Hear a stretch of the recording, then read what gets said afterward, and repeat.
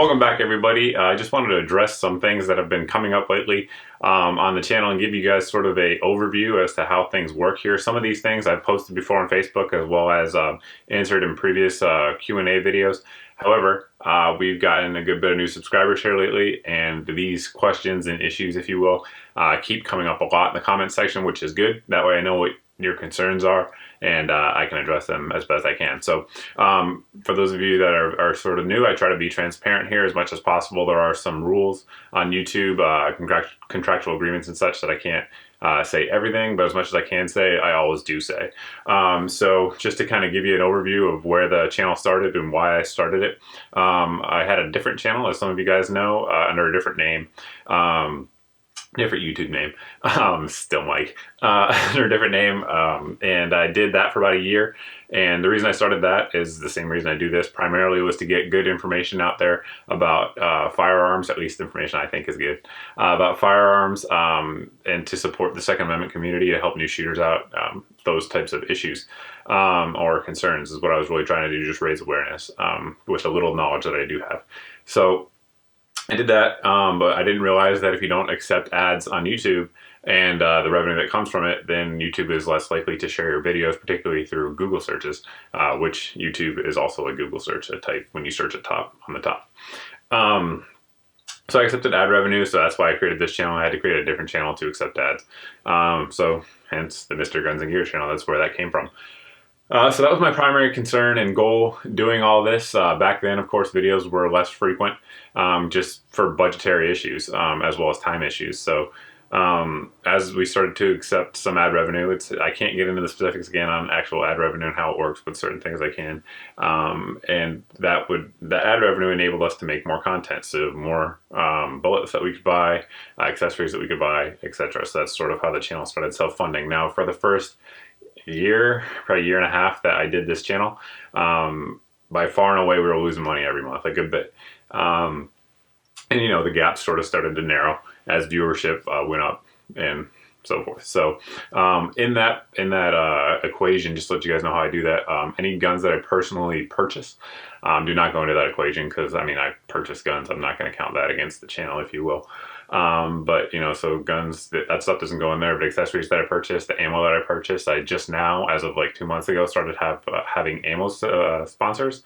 So that cuts down on the ammo costs. But you know, there's still, I don't have anything for like the AK series or, you know, some off-brand calibers. So I still buy a lot of ammo, just because I don't limit myself to the guns that shoot things that my sponsors provide, if that makes sense, or rounds that my sponsors provide. So there still is ammo costs, and there's taxes. You know, you have to pay taxes on all the revenue that I get, which is huge. It's a huge chunk right there. So all of that goes into the equation in terms of, you know, the cost management, if you will, of the channel. And I don't even include my time in there. So I'm not, you know, doing that for accounting purposes. So we're just now starting to break even, like I've mentioned before, depending on what is accounted for that month or whatever. So that's a good thing, and thank you to all of you guys. So that was, you know, not losing money is a continued goal of this channel. Eventually I do want to make money. Why not? It's America, right? I provide, you know, information and entertainment here to an extent, for whatever kind of entertainment this is, to an extent, and you know, there's value in that. So eventually I'd like to make money. That'd be great.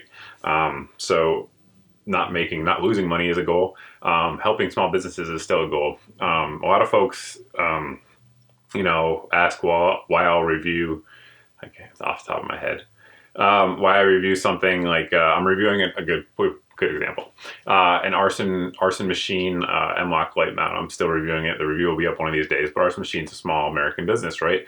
So I could easily only review things that are going to get more views. Like for instance, a Magpul light mount is going to get more reviews than that Arson Machine light mount. There's no getting around it. That's how it works.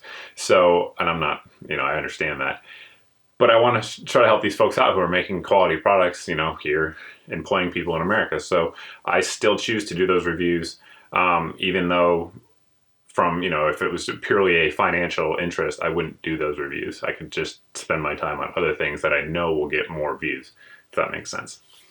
So that's another goal of the channel here. Obviously, a big goal is to have fun. So that at any moment where this would become sort of not fun, I won't do it. I don't know how long that'd be. I highly doubt at any point in my life that shooting guns and talking about guns will not be fun to me. So that'll probably continue.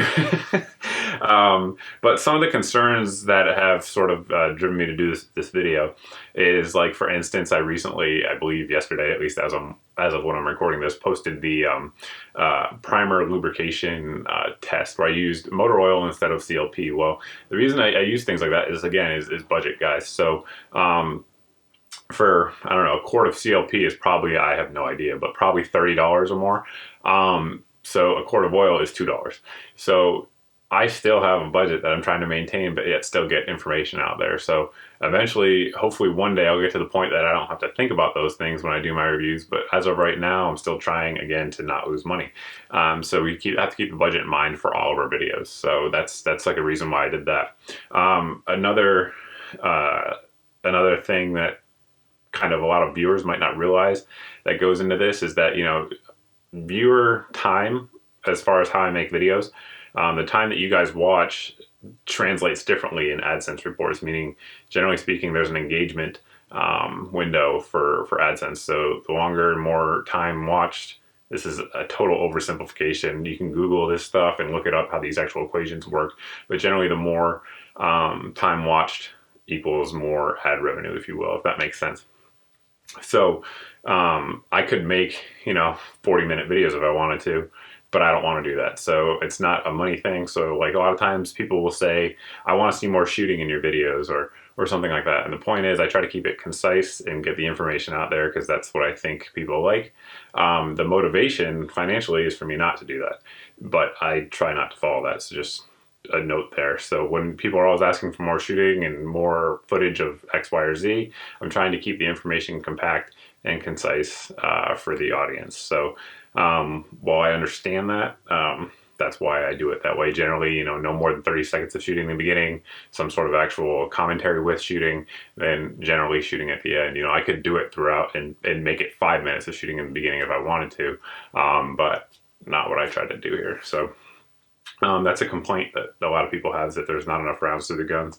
And again, it's inverse motivation there. If I wanted to actually just make more money, I could make the videos longer, but I want to keep the information short to keep you guys watching and not waste your time. So that's something I value as well.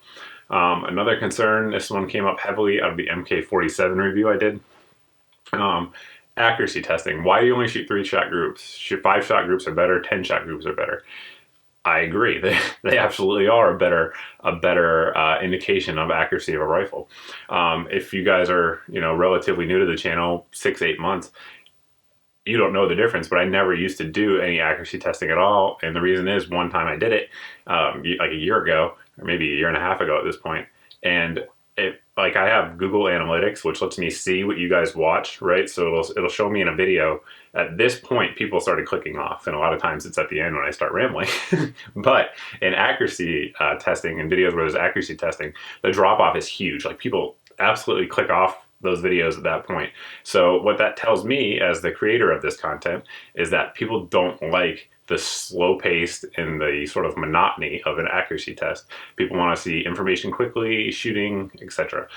So those accuracy tests, what I've done is I've pared them down to what I think is minimal for any data to come out, which is a 3-shot group with the gun with different types of ammo. And I also fast forward, I don't know how apparent it is to you guys watching, but in between shots, I generally double the time. So like 2x fast forward in between shots to just try to keep it going when I'm editing, to try to keep the time down. Again, I have an inverse motivation for doing that financially, but I want to get the information to you in a compact and concise format. So that's the reason for 3-shot groups. I agree, 5-shot groups are better, 10-shot groups are better, but no one wants to watch it. And you out there may be saying, but I like to watch it.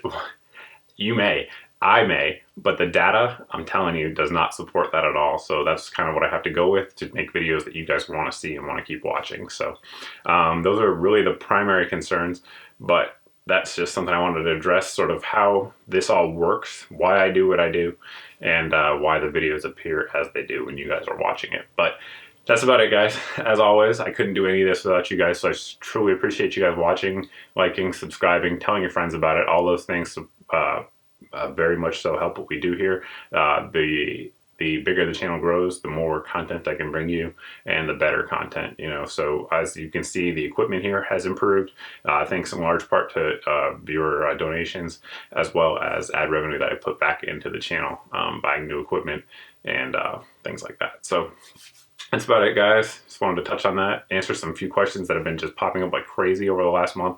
And as always, guys, thanks for watching. Thanks for subscribing, and I hope to see you in the next video.